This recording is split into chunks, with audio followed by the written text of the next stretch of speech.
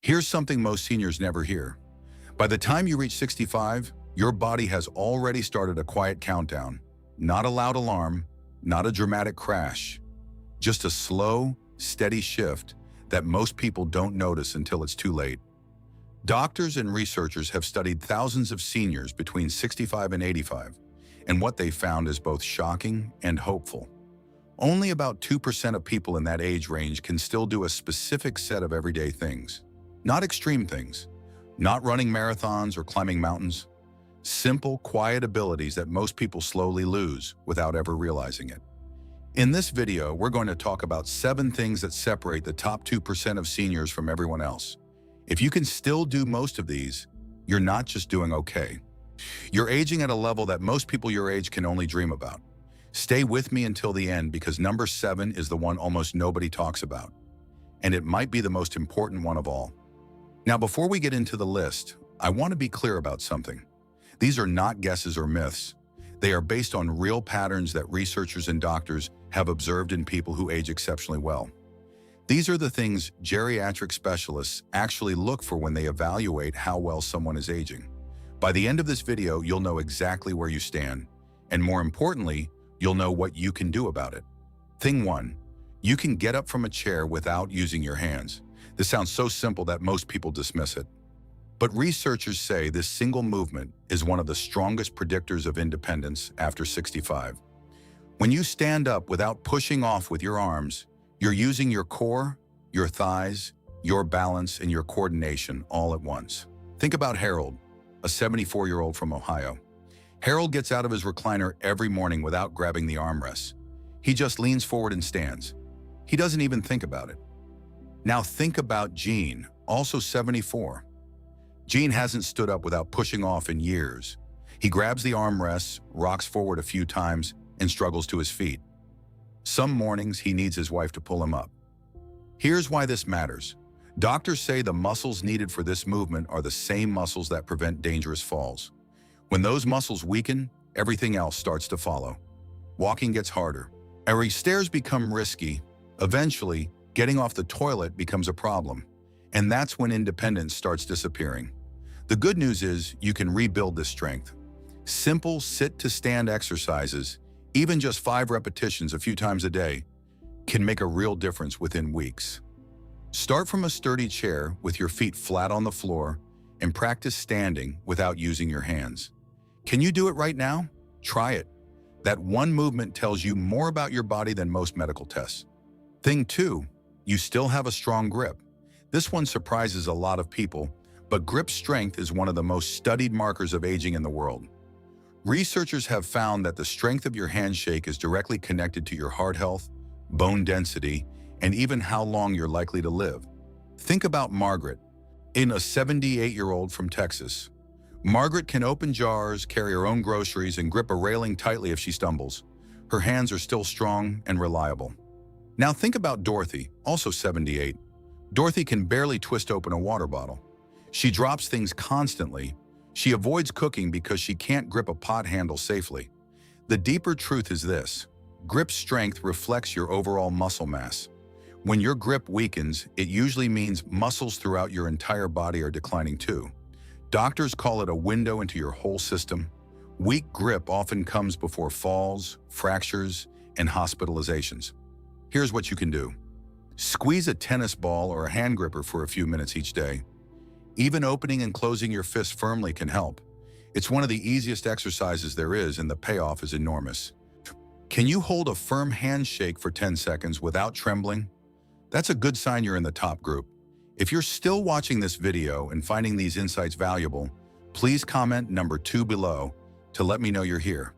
And if you haven't subscribed yet, I recommend you subscribe and turn on the bell so you don't miss any videos. Your support helps us continue creating good content to inform and inspire you. Now let's move forward. Thing 3, you can walk and carry on a conversation at the same time without slowing down or stopping. This is called dual tasking, and researchers say it's one of the best tests of brain and body coordination after 65. Walking alone takes balance and muscle control. Talking takes focus and memory. Doing both at the same time means your brain still has enough processing power to handle 2 demanding tasks at once. Think about Frank, a 72-year-old from Michigan. Frank walks through his neighborhood every morning with his neighbor. They talk about sports, politics, their grandkids. Frank never slows down, never loses his train of thought, and never stumbles. Now think about Walter, also 72.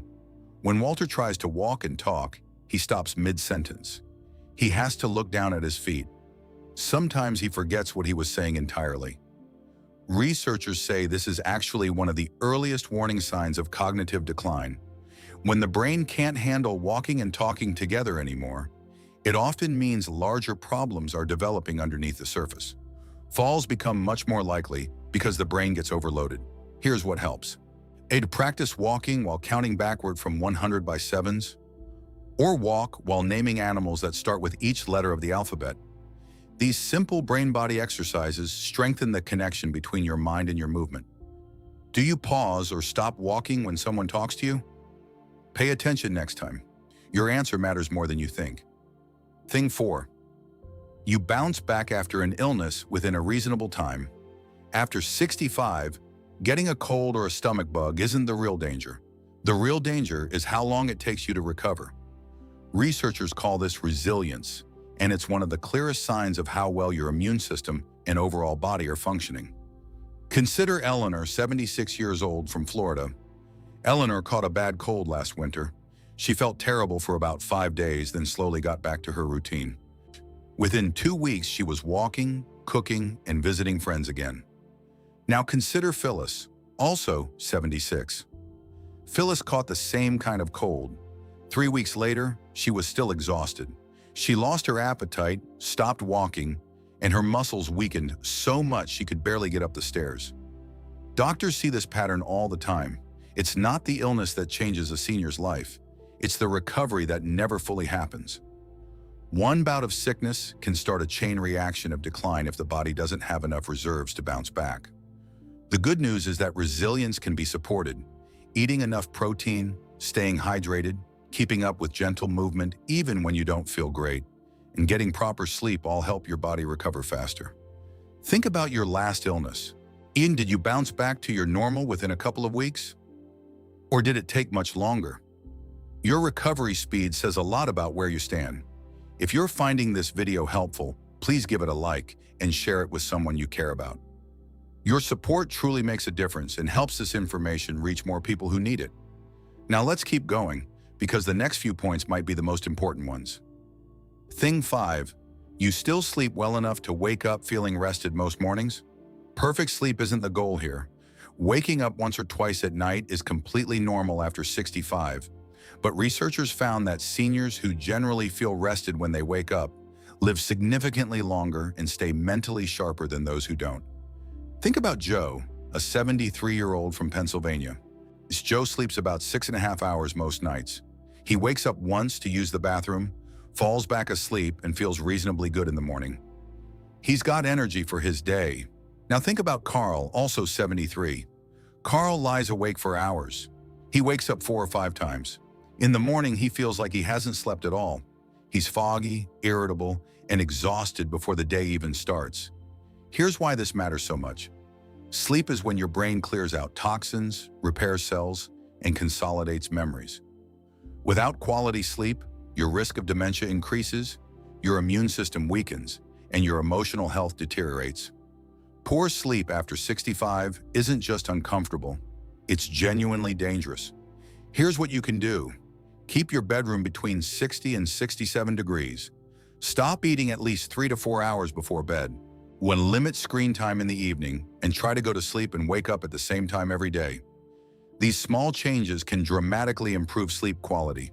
When you wake up tomorrow morning, ask yourself honestly, do I feel rested? Your answer is a quiet but powerful indicator of how well you're really aging. Thing 6. You can still bend down and tie your shoes without pain or losing your balance. This everyday task requires flexibility in your hips and lower back, balance while you're bent over, and enough core strength to come back up. Most people take this for granted until one day they realize they've switched to slip-on shoes because bending down has become too hard. Think about Robert, a 79-year-old from Colorado. Every morning, Robert sits on the edge of his bed, reaches down, and ties his shoes. It's just part of his routine. As no struggle, no wobbling. Now think about Clarence, also 79. Clarence gave up lace-up shoes 2 years ago. He couldn't bend far enough without feeling dizzy. He tried once and nearly fell over. Now he only wears loafers. The implications go far beyond footwear. When you lose the ability to bend, reach, and balance at the same time, daily life becomes harder in 100 small ways. Picking something up off the floor, getting into a car, loading a washing machine. Every task that requires bending becomes either dangerous or impossible. Here's what helps. Gentle stretching every morning, even just 5 minutes of reaching toward your toes, hip circles, and seated twists can maintain and even improve your flexibility. Yoga and Tai Chi classes designed for seniors are also excellent. Try this right now. Can you reach down and touch your shoes without holding onto something? That simple test tells you where your flexibility and balance stand today. Thing 7. You find peace and meaning in ordinary, quiet days. This may be the rarest sign of all, and it's the one researchers say matters more than people realize. Most people after 65 start to feel a quiet anxiety, a sense that time is running out, that they should be doing more, seeing more, proving more. But the top 2% are different. They can sit on the porch with a cup of coffee and feel genuinely content. They can spend an afternoon reading, gardening, or just watching the birds, and they don't feel guilty about it. They don't feel empty. They feel at peace. Think about Arthur, an 80-year-old from Virginia. Arthur's days are simple. He reads the paper, walks to the mailbox, has lunch with his wife, and sometimes calls an old friend. And he's happy, not because his life is exciting, but because he's learned that peace is enough. Now think about Richard, also 80. Richard feels restless every single day. He scrolls through channels. He feels bored but can't enjoy anything. He keeps thinking something is missing. He can't settle. Psychologists say this kind of emotional contentment is deeply connected to longevity. Seniors who find meaning in simple days have lower cortisol levels, stronger immune systems, better sleep, and slower cognitive decline. Contentment at this stage of life isn't laziness, it's mastery. It's the sign of a mind that has made peace with itself. There's no exercise for this one, but there is a practice. Each day, try to notice one small moment that feels good. A warm cup of tea, sunlight on your face, a laugh with someone you love. The more you notice these moments, the more your brain learns to rest in them. Ask yourself this: can you sit quietly for an hour without needing to be entertained or distracted? If you can, you have something that most people never achieve. Now that you know these 7 things, take a quiet moment to reflect on where you stand. We talked about standing up without your hands, grip strength, walking and talking at the same time, recovering from illness, sleeping well enough to feel rested, bending down to tie your shoes, and finding peace in ordinary days. Here's the truth. You don't need all 7 to be doing well. Even having 4 or 5 of these puts you far ahead of the average person your age. And the beautiful thing is, most of these abilities can be maintained or even improved with small, consistent effort.